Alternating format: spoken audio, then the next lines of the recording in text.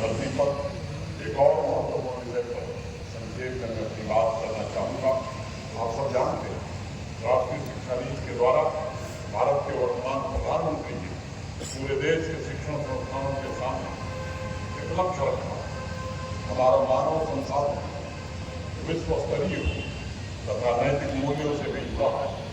राष्ट्रीय शिक्षा नीति जिन मूल्यों की बात करती है उसका सीधा मतलब है हर एक विद्यार्थी की अपनी गरिमा, अपना गौरव है। हर विद्यार्थी अपने आप में बेजोड़ है, अद्वितीय है।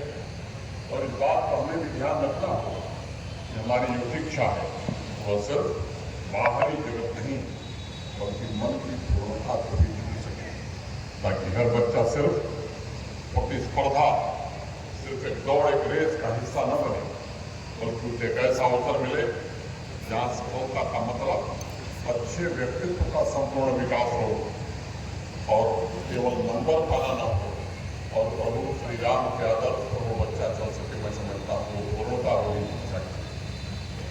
मैं मानता हूँ कि संदीप स्कूल या गाजीपुर के अन्य शिक्षण संस्थानों के लिए यह चिंतन का भी उचित समय है।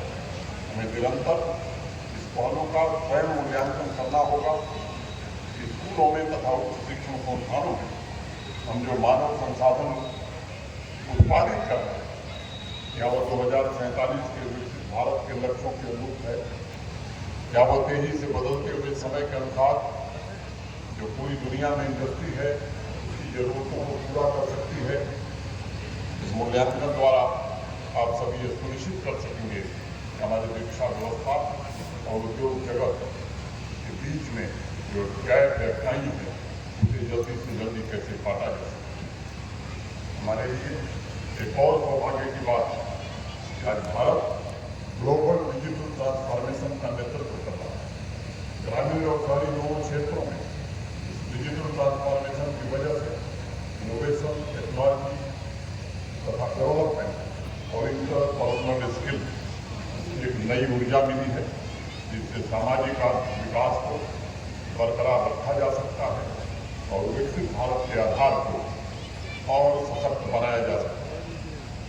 मैं बार बार एक बात कहता हूँ, आने वाले समय में इनोवेशन के माध्यम से ज्ञान को धन में परिवर्तित करना है और उसके ऊपर उसमें बदलाव दिलाना है। मैंने बहुत पहले कहानी सुनी थी, देश के बड़े प्रसिद्ध वैज्ञानिक थे मेघनाथ साहा। उनके जीवन की एक छोटी सी घटना आपको बता करके अपनी बात पूरी करूँगा। वो अक्सर में पढ़ाते थे, तो 4-5 दिन पढ़ाने के बाद एक जैसे ही सवाल विद्यार्थी से पूछे। एक विद्यार्थी चला नहीं गया, उसने जानना चाहा एक ही सवाल रोज पूछने का औचित्य क्या है। जिस पर मेघनाथ साहा जी ने कहा सवाल तो वही है, लेकिन इसका कल जो जवाब था वो आज बदल गया। आज के वर्तमान संसार का यही मूल मंत्र है, आपको पुरानी समस्याओं के समाधान के साथ साथ नई चुनौतियों की भी तैयारी करनी है। और मैं मानता हर वर्ष अप स्किलिंग की आवश्यकता होगी, जिसके लिए शैक्षिक संस्थानों को भी व्यवहारिक रूप से तैयार करना होगा, तालमेल बैठाना होगा, तभी हम विकसित भारत के लक्ष्य को प्राप्त कर सकते हैं। मैं संदीप स्कूल गांधी नगर गाजीपुर के सभी टीचर्स से भी कहना चाहूँगा कि आपके कंधों पर एक बड़ी जिम्मेदारी आ गई।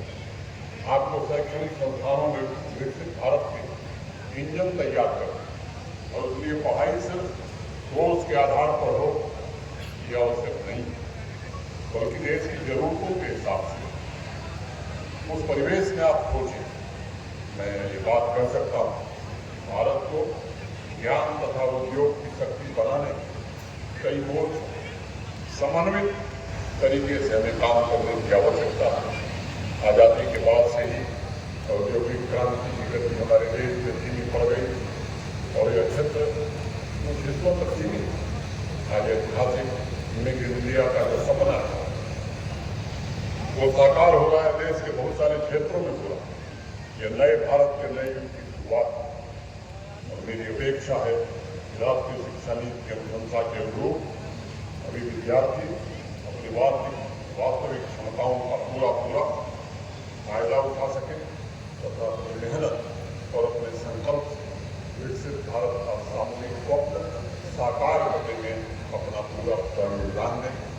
फिर से यहाँ उपस्थित सभी सज्जनों के प्रति हृदय से आभार व्यक्त करना चाहता हूँ। देरी के बावजूद आपने मुझे ध्यानपूर्वक सुना। व्यक्तिगत रूप से अनेक चेहरों को मुझे अपना नाम लेने में अनावश्यक समय लगेगा। आप सबके प्रति मैं फिर से आदरपूर्वक आपको नमस्कार करके अपनी बात पूरी करता हूँ।